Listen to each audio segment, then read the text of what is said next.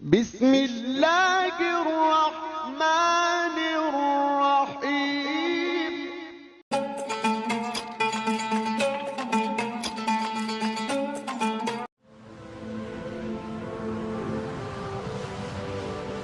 حضرت عمر رضی اللہ تعالیٰ عنہ جب ایمان لائے تو آپ نے ایک ایک کافر کے گھر کے دروازے پہ کھڑے ہو کے کہا کہ تم کمزوروں کو مارتے تھے، میں تمہیں بتانے آیا ہوں میں محمد عربی کا نوکر بن گیا۔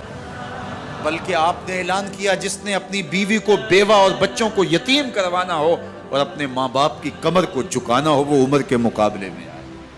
اللہ اکبر۔ زنیرہ نامی ایک خاتون تھی، بہت کمزور۔ راوی کہتا ہے کہ اس کی ہڈیوں میں گودا نہیں تھا، عشق رسول تھا، اور اس کا ظالم آقا اس کو مارتا ہے، اور جب مار مار کے تھک جاتا ہے ادھر سے عمر آ رہے ہیں، یہ اسلام لانے کی پہلے کی کہانی ہے، ادھر سے عمر آ رہے ہیں تو اس نے کہا عمر تم جوان آدمی ہو تو یہ چھوڑتی نہیں ہے اپنے نبی کا نام، ذرا تم آؤ۔ عمر کوڑا پکڑ لیتے ہیں، اسے مارتے مارتے مارتے تھک جاتے ہیں تو پانی پینے لگتے ہیں، تو کہتے ہیں مجھے تیرے پہ ترس نہیں آیا لیکن میں ذرا پانی پینے لگا ہوں، اور پھر گلے کے اندر ڈال کر کے کوڑا اور اس کی رسی کو بل دیتے ہیں اور اس کی آنکھیں باہر نکل آتی ہیں اور کہتے ہیں بلا اپنے نبی کو جو تیری آنکھوں کی بینائی واپس کرے۔ اللہ اکبر۔ تو اس نے آسمان کی طرف منہ کر کے کہا مالک میں کبھی بھی آنکھوں کی بینائی نہ مانگتی لیکن اب تیرے نبی کی عزت کا سوال ہے۔ آنکھوں کی بینائی واپس ہو جاتی ہے۔ زنیرہ کو بڑا مارا، آج عمر گلیوں میں آنکھوں میں آنسو ہیں اور عجیب دل بےتاب ہے، اور کہتے ہیں آؤ بھئی میں حضور کا غلام بن گیا ہوں، تمہیں بتانے آیا ہوں۔ زنیرہ نے موڑ کاٹا تو آگے عمر یہ آواز دے رہے تھے۔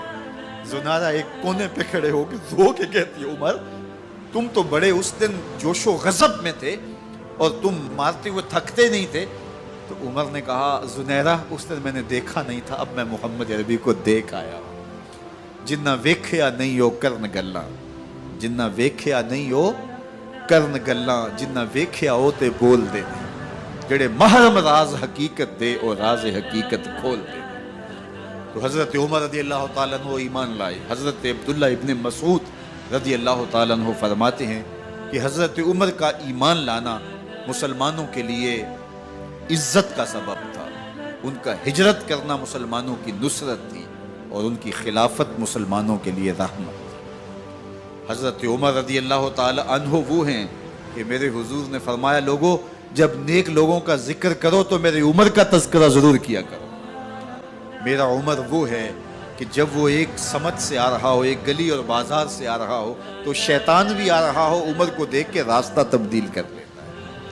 حضرت عمر رضی اللہ تعالی عنہ کی طبیعت کے اندر جو جاہ و جلال تھا، طبیعت کے اندر جو سختی تھی، وہ اسلام کے اندر آ کر بھی قائم رہی، اور آپ نے وہی سختی وہی جاہ و جلال جو پہلے مسلمانوں کے خلاف تھا اب کفار کے خلاف، منافقین کے خلاف حضرت عمر کی طبیعت کے اندر وہ جوش و خروش بدستور موجود ہے۔ لیکن جس دن آپ خلیفہ بنے تو اس دن آپ نے ممبر پہ چڑھ کے جو خطبہ دیا اس میں کہا لوگوں میں سخت اس لیے تھا کہ رسول اللہ نرم تھے، پھر میں سخت اس لیے تھا کہ حضرت ابوبکر صدیق نرم تھے، اب میں تخت خلافت پہ بیٹھا ہوں، اب میری سختی جو ہے وہ نرمی میں تبدیل ہو گئی، صرف فاسقوں فاجروں اور باغیوں کے لیے میں سخت ہوں، باقی تمہارے لیے نرم ہوں۔ سب سے کم جو تنخواہ بیت المال سے اگر کسی وجود نے لی ہے تو وہ حضرت عمر رضی اللہ تعالیٰ عنہ نے صرف 2 جوڑے لیتے تھے سال میں، اور راوی کہتا ہے کہ میں نے دیکھا ہے کہ اس میں بھی 17 پیوند لگے ہوتے تھے۔ حضرت عمر رضی اللہ تعالیٰ عنہ کا طرز زندگی، آپ کا انداز معاشرت اور آپ کا انداز خلافت، ہر لمحہ آپ کی زندگی کا اٹھا کے دیکھیے کتنی مرتبہ قرآن حضرت عمر کی رائے کے مطابق نازل ہوا۔ اللہ تعالیٰ جل شانہ نے ان کو صاحب الہام بنایا تھا۔ ہر امت میں کوئی صاحب الہام ہوتا ہے، حضور کی امت کا صاحب الہام حضرت عمر رضی اللہ تعالیٰ، اور آقا کریم نے انہیں اپنا وزیر قرار دیا۔ فرمایا میرے 2 وزیر آسمانوں میں ہیں، 2 وزیر زمینوں میں ہیں، آسمانوں کے وزیر جبرائیل اور میکائیل ہیں اور زمین کے وزیر ابو بکر اور عمر رضی اللہ تعالی عنہما۔ ایک دن حضرت عمر بیٹھ کے رو رہے تھے، تو کسی نے کہا حضرت رو کیوں رہے ہیں؟ فرمایا کہ میں اس لیے رو رہا ہوں کہ فلاں پل سے بکریاں گزری ہیں، تو پل کے اندر شکستگی تھی، ٹوٹا ہوا تھا پل درمیان میں، اس میں ایک بکری کی ٹانگ ٹوٹ گئی ہے، تو میں ڈرتا ہوں کہ میرا رب یہ نہ پوچھے کہ عمر تو نے پل صحیح تعمیر نہیں کروائے تھے کہ ایک بکری کی ٹانگ کیوں ٹوٹی ہے۔ یہ ہیں حضرت عمر رضی اللہ تعالی عنہ۔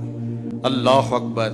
تو اللہ تعالیٰ جل شانہ نے حضرت سیدنا عمر بن خطاب رضی اللہ تعالیٰ عنہ سے جو کام لیا، مختصر دور خلافت کے اندر 10 سال 6 ماہ 4 دن آپ نے خلافت فرمائی ہے، لیکن کہاں سے چلے اور یہاں مکران تک، بلوچستان کا حصہ ہے، یہاں تک آپ کے سلطنت کی حدود وسیع، ادھر آرمینیا تک جا پہنچے، حمص فتح کیا، قادسیہ، یرموک۔ آپ ذرا دیکھیے کہ کہاں تک آپ کی فوجوں کے گھوڑے دوڑتے رہے، اور اللہ تعالیٰ جل شانہ نے ان کو جو توانائی، عدل و انصاف کی قوت عطا فرمائی۔ اللہ اکبر۔ جب زمین پہ عدل کیا ہو تو زمین بھی حکم مانتی ہے، اور حضرت عمر وہ تھے جن کا حکم ہوائیں بھی مانتی تھی، زمین بھی مانتی تھی، جن کا حکم جو ہے وہ آگ بھی تسلیم کرتی تھی اور دریا بھی ان کا حکم مانا کرتے تھے۔ مصر کے اندر یہ رسمیں بد جاری تھی کہ سال کے بعد ایک دوشیزہ کو زیورات پہنا کے اچھے لباس میں ملبوس کر کے دریا کی بھیڑ چڑھایا جاتا، اس کی قربانی دی جاتی، اس کا خون بہتا تو دریا چلتا۔ جب مسلمانوں نے مصر فتح کیا تو گورنر نے لکھا کہ اسلام تو اس طرح کی رسوم کی اجازت نہیں دیتا، لیکن خشک سالی ہے، لوگوں کی فصلیں ویران پڑی ہے، تو حضرت کیا کیا جائے؟ تو حضرت عمر رضی اللہ تعالیٰ عنہ کاغذ کے ٹکڑے پہ لکھتے ہیں بسم اللہ الرحمن الرحیم، مصر کے نیل کی جانب عمر کا خط لکھتے ہیں، اے نیل اگر تو اللہ کے حکم سے چلا کرتا ہے تو چل، ورنہ ہمیں تیرے چلنے کی کوئی حاجت نہیں ہے۔ اور قاصد کو کہا یہ خط لے جاؤ اور جا کے دریائے نیل میں پھینک دو۔ قاصد جا کے خط دریائے نیل میں پھینک دیتا ہے، پانی آتا ہے، ایسا دریائے نیل چلا، 14 صدیاں ہوئی ہیں آج تک کبھی بند ہی نہیں ہوا۔ دریا حکم مانتے، آگ نکلتی ہے۔ لوگ حضرت عمر رضی اللہ تعالی عنہ کے پاس آئے، حضرت لاوا پھوٹا ہے، آگ نکل رہی ہے اور مدینے کی طرف بڑھ رہی ہے، اب کیا کیا جائے؟ فائر بریگیڈ تو زمانے میں تھی نہیں۔ عمر نے اپنی قمیض اتاری، جس قمیض پہ 17 پیوند لگے ہوئے تھے چمڑے کے، کہا یہ قمیض لے جاؤ، جدھر آگ بڑھ رہی ہے آگے ڈھالنا، آگ پیچھے بھاگ جائے گی۔ زلزلہ آتا ہے تو زمین پہ درہ مارتے ہیں، زمین رک جا، کیا عمر نے تیری چھاتی پہ عدل نہیں کیا ہے؟ تو یہ عمر ہیں رضی اللہ تعالی عنہ کہ جن کے انصاف کی وجہ سے، جن کے عدل کی وجہ سے اللہ تعالیٰ کی رحمات اور اس کی برکات کا نزول ہوتا تھا، اور اللہ تعالیٰ نے مسلمانوں کو وہ آبرومند حکومت دی۔ کائنات کی تاریخ کے اندر ایسی حکومت آپ نے نہیں دیکھی ہوگی جو حضرت عمر نے حکومت کی ہے۔ اللہ اکبر۔ فرمایا فرات کے کنارے پہ ایک کتا بھی پیاسا مر گیا تو اس کا حساب بھی عمر سے ہوگا۔ باہر سے سفیر آتا ہے اور آ کے پوچھتا ہے کہ میں امیر المومنین کے، مسلمانوں کے حکمران کے محل میں جانا ہے، تو وہ مسکرا کے کہتے ہیں ہمارے امیر کا تو کوئی محل نہیں ہے۔ کہا کہاں ہے تمہارا امیر؟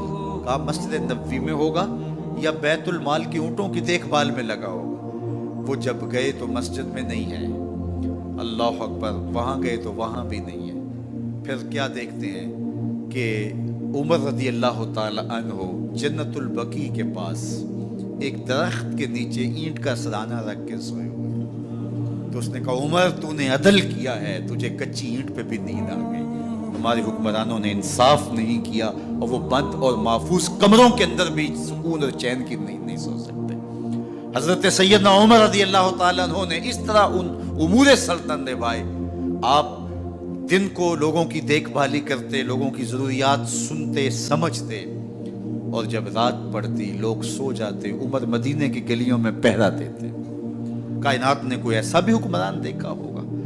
اللہ اکبر۔ وہ مجاہد جو مختلف محاذات پہ گئے ہوئے ہوتے، ان کے گھروں کی دیکھ بھالی کرتے، ان کی ضروریات کا خیال رکھتے، ان کی آبرو کا پہرا دیتے، راتوں کی تنہائیوں کے اندر حضرت عمر اٹھتے اور جا کے گشت کرتے، چکر لگاتے، دیکھتے کوئی آنکھ پر نم نہ ہو، مفلسی کا کسی گھر میں ماتم نہ ہو۔